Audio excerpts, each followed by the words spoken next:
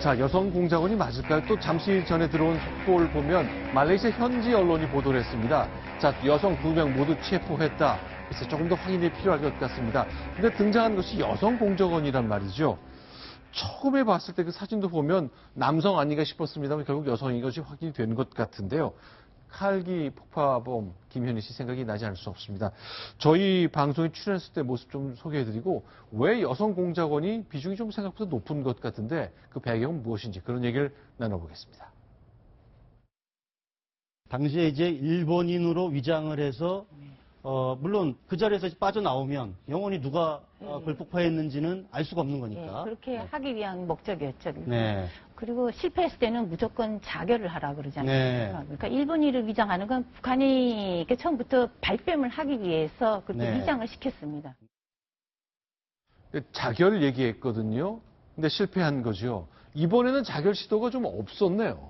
그렇죠. 아마 그렇기 때문에 이게 진짜 물론 이제 북한에서 온 사람으로 우리가 확정합니다만은 네. 북한에서 온 공작원이라면 자결을 해야 되는데 요즘 또 이 신세대 공작원들은 자결을 하라 그래도 안 할 가능성이 있습니다. 워낙 우리 대한민국에 대해 한류 열풍을 많이 받아가지고 북한에서 충성 맹세할 땐 자결하겠습니다 하고 독약을 어금니에 넣고 와서도 아이고 왜 내가 왜 주고 이렇게 마음을 바꿀 수 있는 조건도 있는데 어쨌든 그런 면에서 북한이 미녀 공작원들을 활용하는 것은 살인을 할 때 어떤 상대에 접근할 수 있는 방법 또 유혹할 수 있는 방법 지금 어떤 보도에는 마사지를 해주겠다면서 접근했다는 거 아닙니까? 네. 워낙 또 김정남이 여자를 좋아하는 체질인데 미녀가 늘씬한 미녀가 와서 마사지 해드릴까요? 한국말로 그랬다면 이 사람은 또 얼굴을 돌려서 대화를 할 수 있고 그 짬을 이용해서 이제 잽싸게 한 사람이 뒤에서 끌어안으면서 한쪽에서 앞에서 이제 스프레이를 뿌린 걸로 그렇게 지금 말레이시아 경찰이 밝히고 있는데 그런 면에서 아주 똑대 같은 남자 공작원보다는 네. 미녀 공작원이 훨씬 유리하다 그런 것이죠. 네. 지금 저 사건을 보면서 제가 기억나는 게 지금 여성 공작원들이 맞다면요, 힘이 세지 않을 거 아닙니까? 네. 근데 독침을 찔렀다는 건 아직 안 나오고 있잖아요. 처음엔 그렇게 나왔다가. 근데 이렇게 뿌렸다는지 예. 천으로 했다 그러는데 그렇게 이렇게 묻은 게 어떻게 사람을 죽게 합니까? 근데 그와 유사한 사건이 96년도 연길에서 기아훈련 원장이 그렇게 죽은 적이 있습니다. 그거 인터넷 치면 나오는데요. 그때 범인 못 잡았거든요. 그게 잘 모르겠는데 무슨 독약인지 이렇게 몸에 영화 왜 NCIS 다루는 거 보게 되면 뱀독 같은 거를 이렇게 옷에 붙여놓으면 와이셔츠 입고 나가서 사람 툭 쓰러지는 게 영화 나오는데 이제 저런 것까지 썼다라고 하는 거는 그러니까 여자가 뿌려도 죽을 정도의 독약이면 굉장히 고성능이거든요. 저건 특수정보기관에서 만들 수 있는 겁니다. 그러니까 이거는 지금 공작 요소가 다 들어와 있어가지고 이제 한반도를 중심으로 동북아 정치가 요동을 칠 겁니다. 이게 어디로 튈지는 글쎄요. 잘 봐야 됩니다. 제가 볼 때는 말이죠.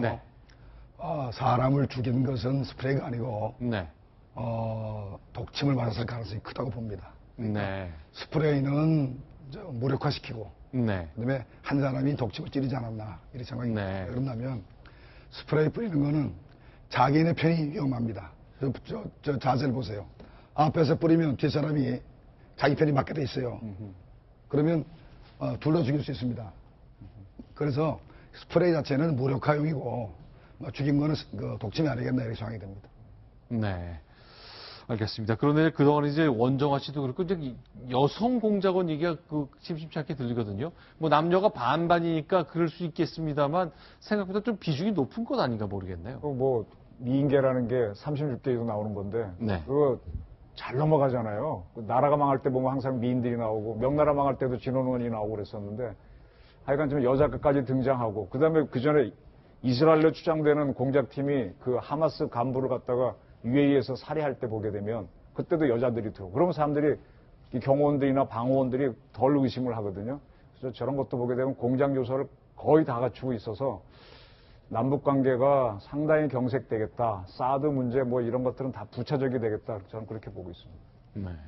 네. 그러니까 이제 여성들을 활용하는 패러다임이 이제 2009년에 정찰국이 정찰총국으로 확대되면서 그때 이제 그 전에 북한의 구호가 이제 이남화 공작이었다면 다시 2009년부터는 이제 여성화 공작으로 전환하게 된다는 것입니다. 그래서 제가 들은 바로는 저런 암살 도구도 남성용, 여성용을 분리해서 생산한다고 합니다. 남성용이 주로 저렇게 후레쉬나 볼펜형이라면은 여성용은 이제 화장품 립스틱형으로 해서 더 이제 가까이 그 화장품 가방에 조그만 소백에 놓으면은 또 가까이 휴대하고 위장도 되고 뭐 엑스레이도 통과할 수 있고 이런 면에서 볼 때 아마 북한이 저런 패러다임을 전환했는데 결국 이제 나라 밖에서 우리 나라 안에서도 이제 활용된 경우가 있지만 원정화 씨라든지 나라 밖에서 저것이 최초로 성공을 거둔 사례로 기록될 수 있습니다.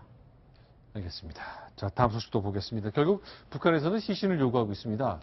글쎄요, 가족이는 마카오로 갈지 역시 북한으로 가겠죠. 계속 북한의 주장 들어보겠습니다.